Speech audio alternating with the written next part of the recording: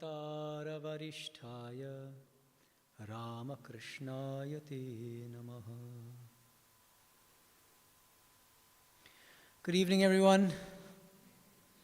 Namaste. Nice to see some familiar faces, and welcome to those who I'm seeing for the first time. It's a pleasure to be here in South Africa. It's been a hectic day. I had a talk here in the morning. I just got back from Sri Sharada Devi, this, what do you call the hall? Kendra Hall. Just gave a talk there on Holy Mother. Now I'm back here for the third talk of the day.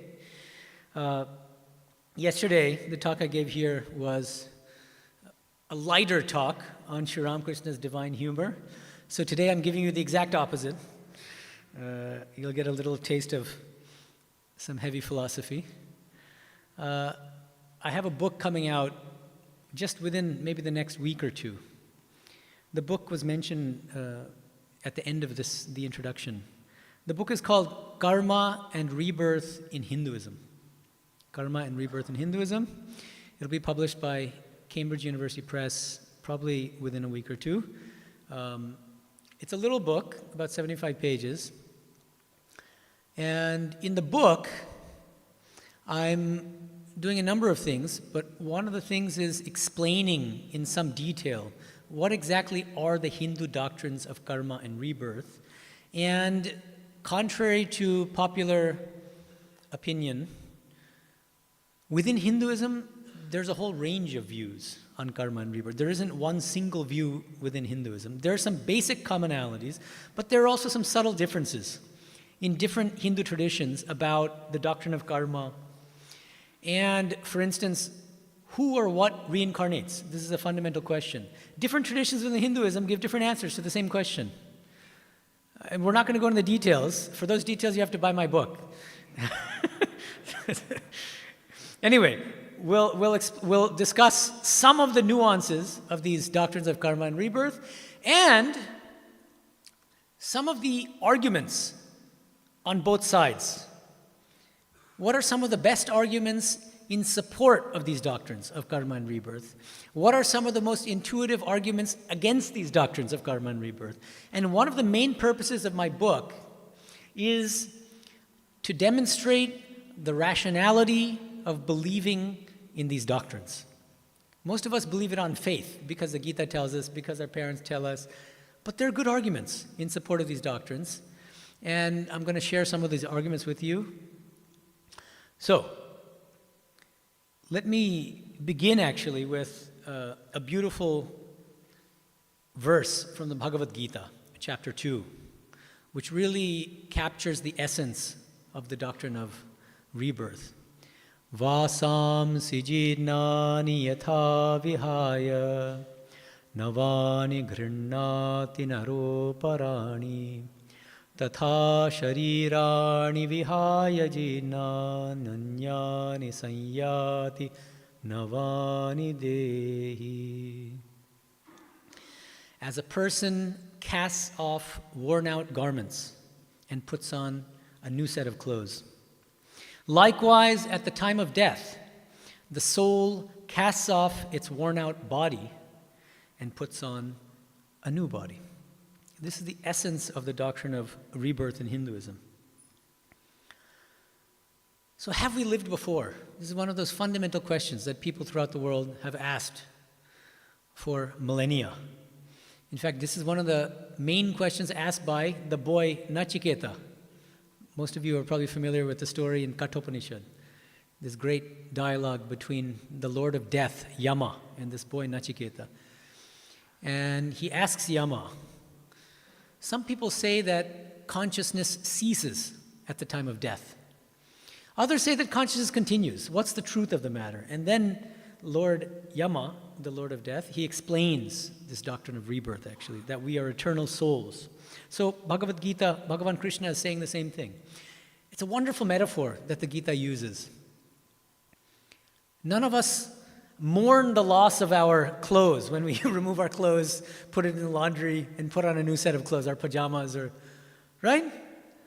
But we freak out about death. Oh, we're going to die. My loved one's going to die.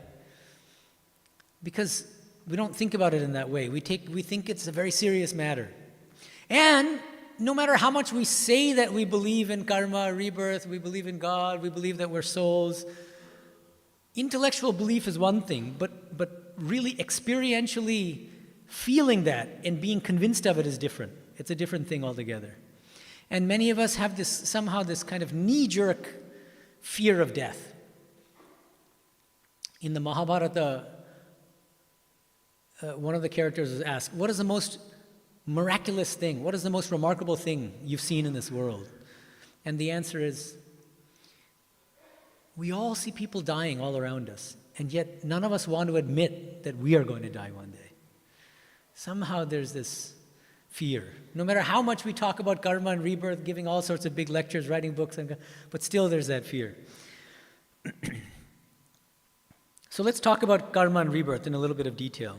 What's interesting is, even in non-Hindu countries which are predominantly Christian, like the US, for instance, there have been surveys done. 1/3 of Americans believe in the doctrine of rebirth. They believe in rebirth. It's quite extraordinary. That's a very, very high number. There's a small minority of Hindus in the US, but even non-Hindus and many Christians, many Jews, Muslims, they also believe in rebirth. Even though Orthodox Christianity, Islam, and Judaism, they don't accept rebirth. But intuitively, people feel somehow drawn to the doctrine of rebirth. So many people believe it. Why is it so intuitive a doctrine? That's part of what I want to explore today. So in this brief talk, I think I have about 30 minutes, I'll try to cover 4 main topics. Number 1, what exactly is the doctrine of karma in Hinduism? Number 2, what are some of the main arguments in support of these doctrines? Number 3, what are some of the main arguments against karma and rebirth? And 4th, and most importantly, arguably, why does any of this matter to us as spiritual aspirants? I hope you come away from my talk not feeling like it's just dry philosophy, but that this directly is relevant to our day-to-day life. I want to explain in some of the ways how it's relevant to our day-to-day life. Okay, it's a lot to tackle, so we can continue the discussion informally after the talk. First of all, what exactly is this doctrine of karma? Put simply, this is the doctrine that we reap what we sow. We reap what we sow. Sri Ramakrishna, in his inimitable way, he said it very clearly. He said, if you eat a chili, won't your tongue burn? This is reaping what we sow. This is the doctrine of karma in a nutshell. But when we go a little bit more deeply, we'll find that there's a little bit more complexity here. In the main Hindu texts that discuss the doctrine of karma, we'll find 2 different ways in which we reap what we sow. Okay? And one of them is what I would call psychological, the other is metaphysical. Okay. From a psychological standpoint, how do we reap what we sow? I do something good. I do a good action. I go to a soup kitchen, I serve the poor. What happens? That act creates samskaras, latent mental impressions, which go into the unconscious. Then what happens? In the future, those samskaras will eventually get activated again. And I will have an impulse to do the same kind of good action again. I'll just feel naturally drawn to do it, to going to the soup kitchen again, serving the poor, and so on. And it's like what we can call a virtuous circle, as opposed to a vicious cycle. There's a virtuous circle. One good act begets another one, and I keep doing it. Why? What's the logic? Swami Vivekananda, he explains it very nicely in Raja Yoga. He says, what happens is, every time we do a good act that creates a samskara, we do more of those good acts, goodness becomes a habit in us. And character, he says, character is nothing but repeated habits. Whether a character is good or bad, it's just a bundle of habits. And then he says, crucially, repeated habits alone can reform character. Repeated habits alone can reform character. If character is nothing but repeated habits, and if we have a bad character because of bad habits, we can reform our character and become good by engaging in good actions. And at first it may not be easy, but eventually that becomes second nature, and then we develop a good character. So that's the psychological sense in which we reap what we sow. But metaphysically, there's a completely different explanation of reaping what we sow. And you'll find in the same Hindu texts, and in a way, this is the more popular understanding of reaping what we sow. It's a very simple idea. I do something good. The same good action. I go to the soup kitchen, I serve the poor. What happens? So that kind of action is dharmika. Dharmika, it's a good action. That good action generates punya, merit. Punya. Because of that punya, something good happens to us in the future, either later in this life or in a future life. What does that mean, something good? It means that I will experience pleasantness, happiness. I'll be born into favorable circumstances in my next birth. Sukham, in one word, sukham. It means positive. I have positive experiences in the future. And also the opposite is true. I do something adharmika. Adharmika means something bad, something unethical. Then what happens? It generates adharma or papa. That's demerit. Some people say sin, but that's a very Christian term. Demerit. Merit is punya, papa is, or adharma is demerit. That's the better, more Vedantic term. Because of that demerit, we'll end up having some negative experiences in the future, whether later in this life or in a future life. Dukkham, in one word. Instead of sukham, we experience dukkham. Okay? Now, at a metaphysical level, you'll find these Hindu texts talk about both ways in which we reap what we sow, psychological and metaphysical, and both are true. And they go hand in hand, they're complementary. It's not that you have to accept one and not the other, we should accept both. But keep in mind that there are these two different ways in which we reap what we sow. Many, even Hindus who know something about the scriptures, they're not very clear in their own minds about these two different ways in which we reap what we sow. Gita, I already read from the Gita. I'll read another verse. This is chapter 6, verse 41. Prapya punyakatan lokan ushitva shashvati hisamaha shuchinam shrimatam gehe yoga brashto bijayate. Arjuna asks Krishna a very important question. Krishna, look, I have faith. I have faith in God. I have faith in the scriptures, faith in Guru, but I don't have much self-control. And I'm not particularly spiritually advanced. I'm not very good at meditation. What will happen to me? What will happen to us? Because Arjuna is speaking for everybody. Most of us are very ordinary spiritual aspirants. Krishna reassures him saying, don't worry. Spiritual life is a journey of many, many lifetimes. And whatever progress you make, no matter how little the progress is, that will carry over into your next life. Like a bank account, just imagine. You make $1,000 in this life, you'll start with the $1,000 balance in your next life. That's the beauty of it, your karmic balance. So we should always find hope in this doctrine that's the beauty of this doctrine of karma and rebirth.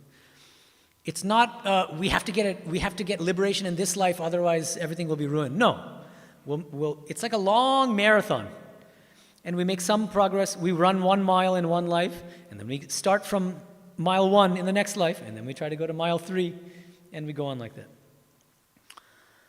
Now, there's a common way that this doctrine of karma is understood, and it's what I would call the retributive doctrine of karma.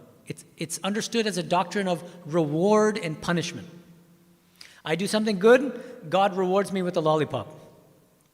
I do something bad, God punishes me, right? Very common way of understanding karma. How many of you have watched the show Big Bang Theory? Some of you have heard. So there's a character named Rajesh Kutrapali, the Indian character on the show. In fact, he would come to the Hollywood Center.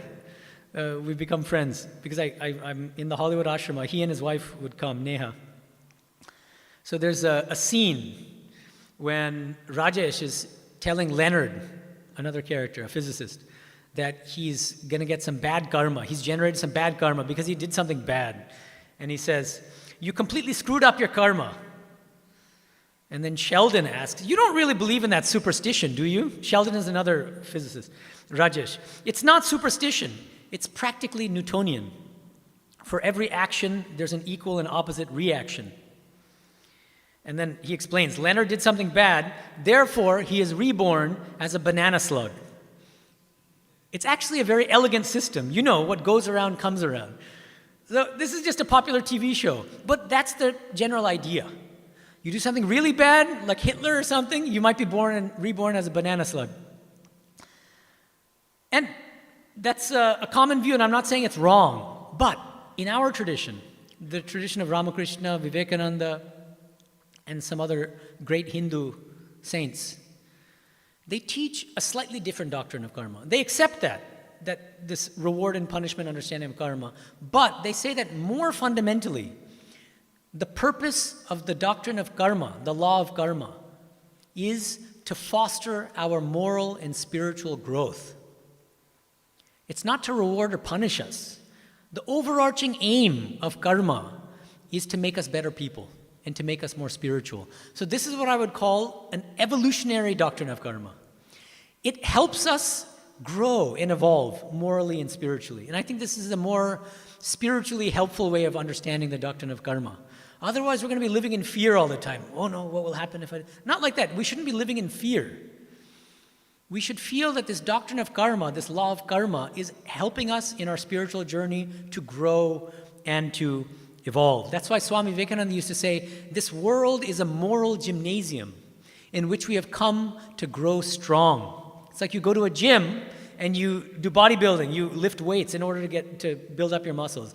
We come to this world, each soul comes to this world to grow stronger morally and spiritually. Now, another question, who or what exactly reincarnates? Fundamental question. We believe in rebirth, but who or what is reborn? And many people don't know that within Hinduism, there's a range of answers to this question. A range of answers. Sankhya, for instance, says that the subtle body is the thing that reincarnates. The subtle body is like our mind, basically. Okay? Vedanta, which is the tradition that's closest to us, Vedanta gives a slightly different answer. Vedanta says the reincarnating entity is the jivatma, the individual soul, the eternal soul, in association with the subtle body.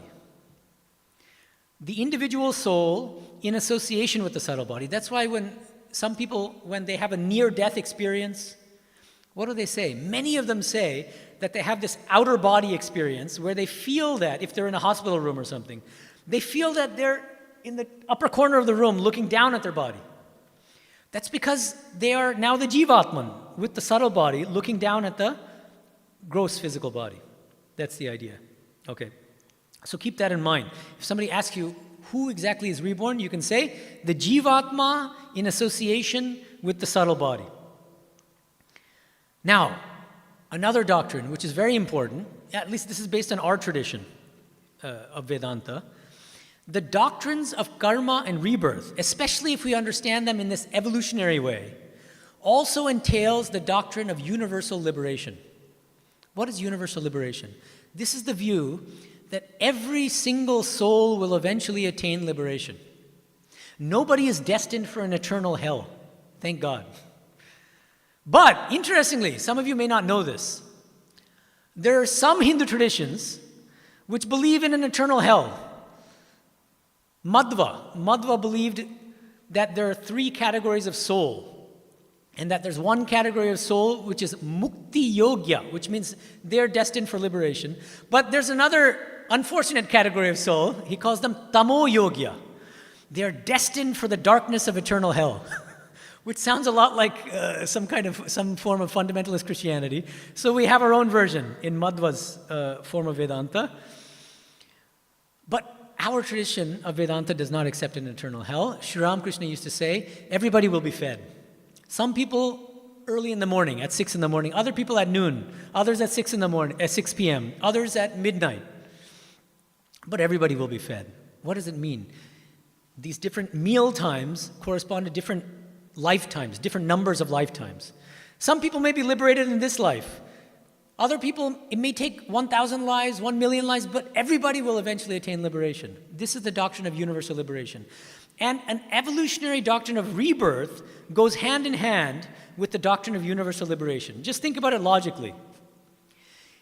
If we are reborn again and again, we will get as many chances as it takes to get liberation.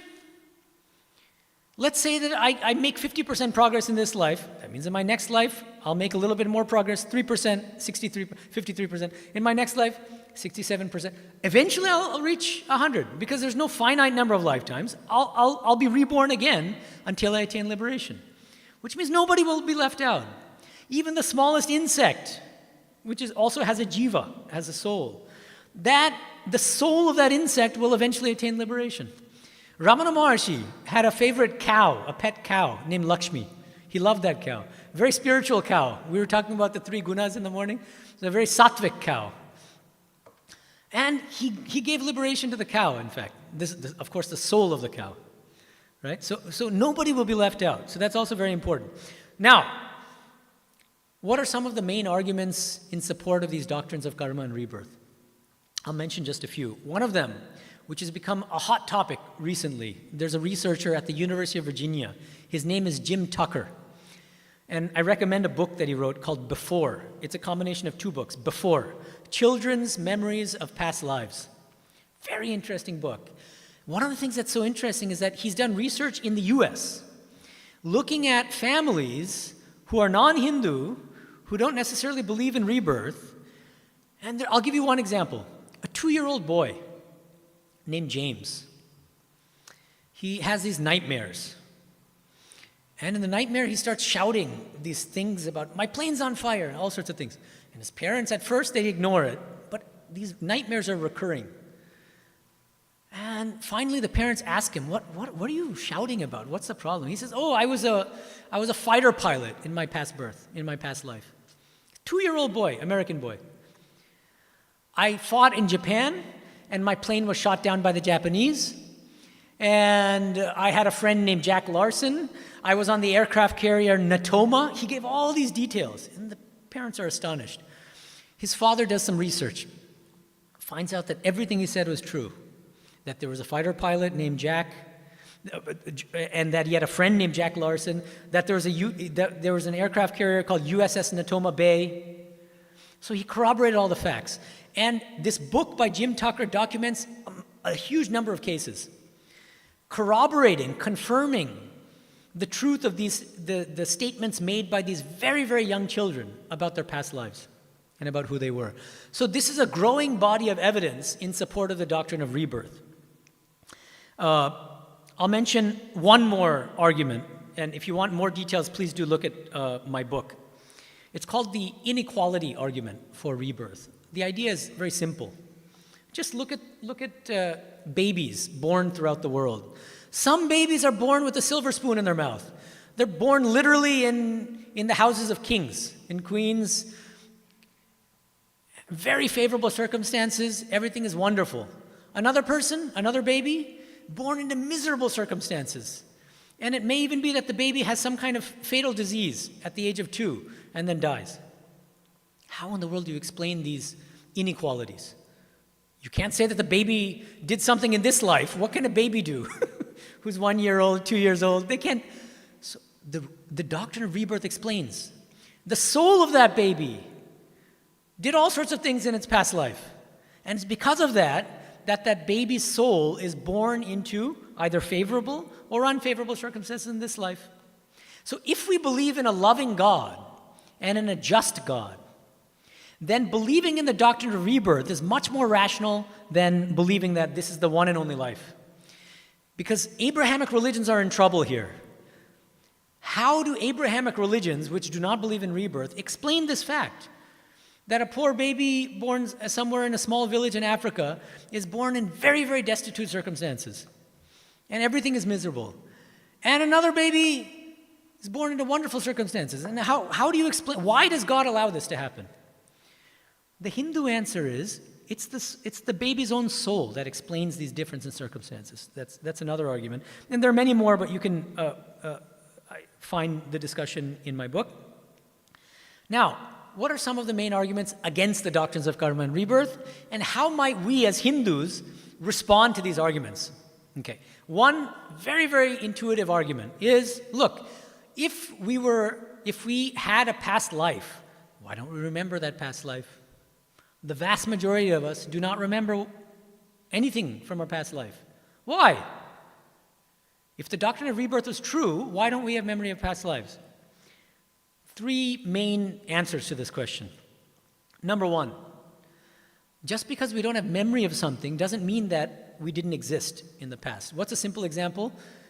All of us were once babies. How much do we remember from the first few weeks of our birth? Probably nothing, right? Does it mean that we didn't exist? No, of course not. Likewise, just because we don't have memories of our past life doesn't mean that we didn't live in a previous embodiment. That's the basic idea.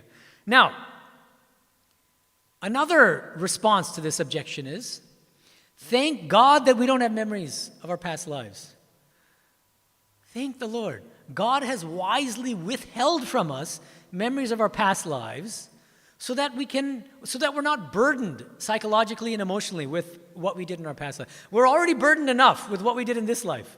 That's why when Sister Nivedita asked Swami Vivekananda toward the end of his life, she said, why don't we have memories of our past lives? And he quoted Jesus, sufficient unto the day is the evil thereof. Sufficient unto the day is the evil thereof. What does he mean? It means we've done enough stupid things in this life. If we knew all the stupid things we did in our past lives, I don't know how much progress we'd be able to make spiritually. We might go crazy. That's the second reason. Good thing we don't have memories of our past life. And finally, and there are other responses, but another main response is, look, we don't have conscious memories of our past life, most of us. But we still have latent memories of our past lives. They're stored in the unconscious, in the form of samskaras.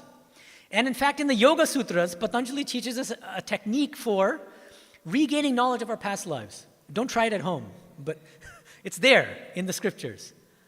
It's called sanyama. If you meditate on those samskaras, those past life samskaras in your own unconscious, you can stir up those memories again.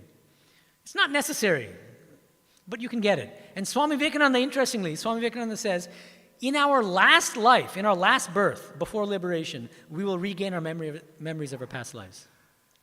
But we don't need to know much about them now. That's the idea. Now, another objection to the doctrine of rebirth and karma is what I would call the blame the victim objection. Another very intuitive objection. See, remember, the doctrine of karma is we reap what we sow. And now imagine, and it's true anywhere, in Hollywood there are a lot of homeless people who have all sorts of problems. Here too you'll find the same kind of thing. Now, if you believe in karma and you see somebody suffering, you might think to yourself, well, that person is reaping what he sowed in a last life. He deserves this suffering that he's getting, so I'm not going to help him. This is a common objection to the doctrine of karma. The doctrine of karma leads to a kind of callousness, a kind of moral callousness or indifference toward the suffering of other people. This is a very common objection. So how might Hindus respond to this objection? So keep in mind two things. Number one, it's because of that poor person's good karma that we are in a position to help that person. You should always remember that. If we are in the vicinity of that person and we can help that person, that means that that's because of that person's good karma that we're in that position. And number two, if we are in a position to help that person and we don't, we will generate bad karma. So for multiple reasons, it's very important that we don't just ignore that person, but that we should serve that person and help that person to the best of our ability. That's the idea. So an example that one scholar uses is, just imagine, I'm a lung cancer specialist, doctor, and a patient comes to me, and I diagnose this person with lung cancer. And that person is a lifelong smoker. The doctor will tell the patient, it's because of your lifelong smoking habit that you got this lung cancer. And at the same time, The doctor won't say, so therefore I'm not going to serve you. No, of course the doctor will treat the patient to the best of his ability, even though he knows that it's something that the patient himself did that has resulted in lung cancer. Like that, every single one of us reaps what we sow. But we have a responsibility to serve others to the best of our ability. That's the idea. Finally, another objection. And again, for details, please look. I have a whole chapter on arguments against karma and rebirth and the arguments and the debate on both sides. But there's a third very intuitive objection. I've heard this so many times. It's what's called the population explosion objection. The idea is that the human population is exponentially increasing, and it's been doing so for a long time. The human population was much less just 50 years ago than it is now. Where are all these souls coming from? If the doctrine of rebirth is true, where are these souls coming from to inhabit these extra bodies? Very intuitive question. The Hindu answer is twofold.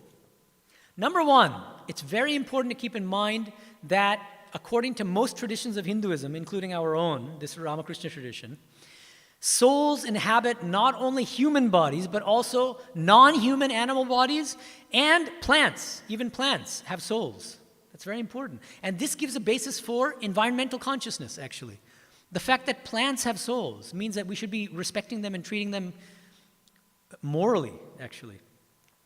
So that's the first prong of the Hindu answer to this population explosion objection.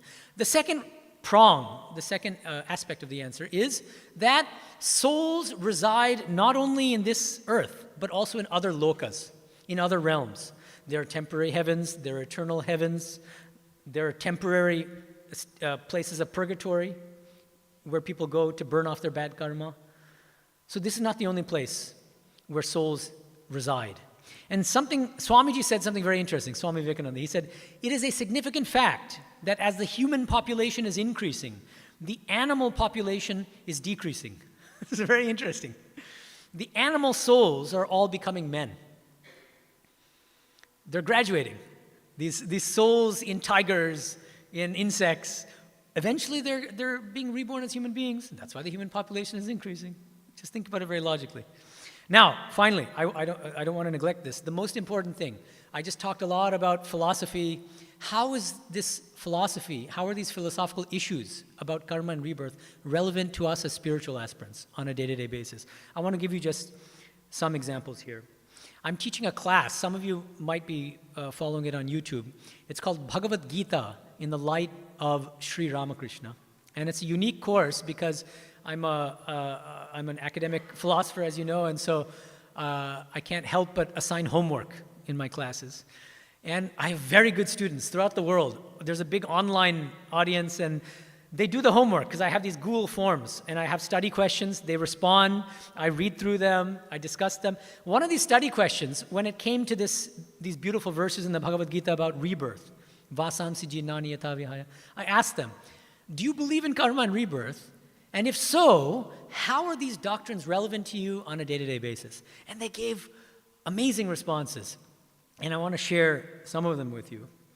But there's at least one person in the class who said, look, I'm agnostic. I don't know whether we're reborn or not, and they don't play much of a role in my life. But the vast majority of the students, they said that no, these doctrines play a very important role in my spiritual life, and they explain how. And these are people from all walks of life.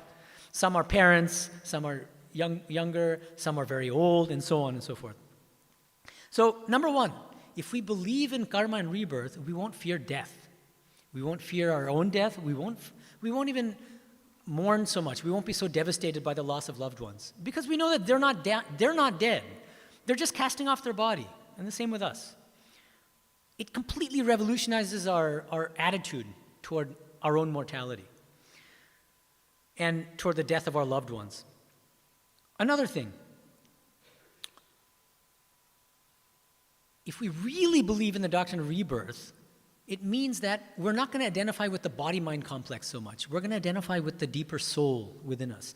And we're going to start to see everybody as souls, as divine souls, rather than as bodies. And this is an extraordinary realization, actually. Ultimately, we'll have the spiritual realization that there's nothing but souls.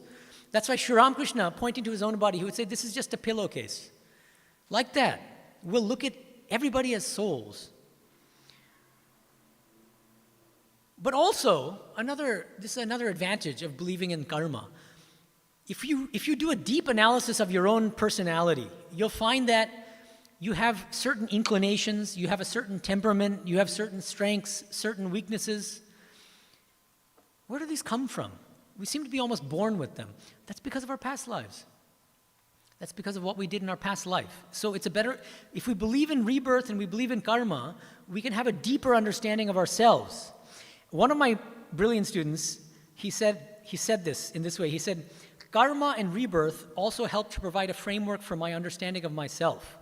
I used to feel odd that I seemed to be more spiritually minded than many of my peers, and that I'm so attracted to spiritual philosophy. The idea that these interests may be a result of spiritual interest in past lives helps me to embrace these aspects of myself and understand them as a natural continuation, not a single life obsession. It's a very beautiful, eloquent way to put it. Is that all of your personality quirks and your strengths, your weaknesses, look at them as you're on a long journey. This is just one station in this long spiritual journey in the course of many lifetimes. And you should see your own qualities in that way. And it makes us more compassionate toward ourselves. We also have to learn to forgive ourselves and understand ourselves without judgment. Just as we shouldn't judge others, we also shouldn't be judging ourselves. Another thing, many of you are parents, so this is very important. Some of my students, they explain how the doctrines of karma and rebirth help them as parents, help them to raise their children. And I want to share with you one such response. He's a parent of a son. He says, I think karma and rebirth have changed my views about raising children. The idea that I'm nurturing a soul that has been here many times and is on its own specific journey helps me to view parenting with more of a stewardship and guidance lens and not a possessive mentality. Stewardship, where parents are stewards of their children's souls. Then he says, I see no need to create a carbon copy, shape a child completely to my own ideals, or save them from eternal damnation. I understand that a soul may have chosen me to help them along in this part of their journey. It's a subtle but powerful shift. You see how brilliant my students are. I'm very lucky to have them. But this is an important part of the doctrine of karma. The soul, some souls can actually choose what their next parents in their next birth. But see, parents sometimes will think that they own their children. Like they own their car. I own my children in the same way. Remember I talked this morning, some of you attended the talk this morning, about Rajasic parenting versus Sattvic parenting. That's a very Rajasic view. The idea that this is my child and I'm going to raise him or her in my way and make him pursue the same kind of career that I value and so, that's not good. Look at your child as a soul. So if you believe in the doctrines of karma and rebirth, it changes your way of looking at your own children and the way that you raise them. You can raise them in a more sattvic way by helping your child's soul on its own unique spiritual journey. So think about our spiritual journey as a kind of long marathon. A long marathon of many, many lifetimes. Some of us are at the starting line. Some of us are at mile 3. Some of us are at mile 10. Others at mile 25. Some have already crossed the finish line. But instead of thinking about this as a competition, where we're fighting, where we're competing with each other, trying to sabotage the other person, no. I'm a runner myself, and before joining the order, back when I was doing my PhD in Berkeley, I did an official half marathon in the beautiful Humboldt redwoods forest, these giant ancient trees. It was really wonderful. What was that? So whatever half a marathon is, 13.1 miles. And I prepared a lot, I trained a lot for it, and I'm jogging at a pretty good pace. And then at about mile 11 or 12, suddenly I just lost steam. And I really started slowing down. I was starting to question, will I even finish? I was thinking, should I walk? I'd done really well for the first 11 miles, and suddenly I got tired. And there was this woman running just next to me, and she said, come on, you only have a mile left. You're almost there. And just that one word of encouragement that gave me that motivation to finish the half marathon. And I finished at a good speed. So we should be like that woman, each of us. We should be helping other people along in their journey, in this spiritual marathon that we're all running together. Thank you.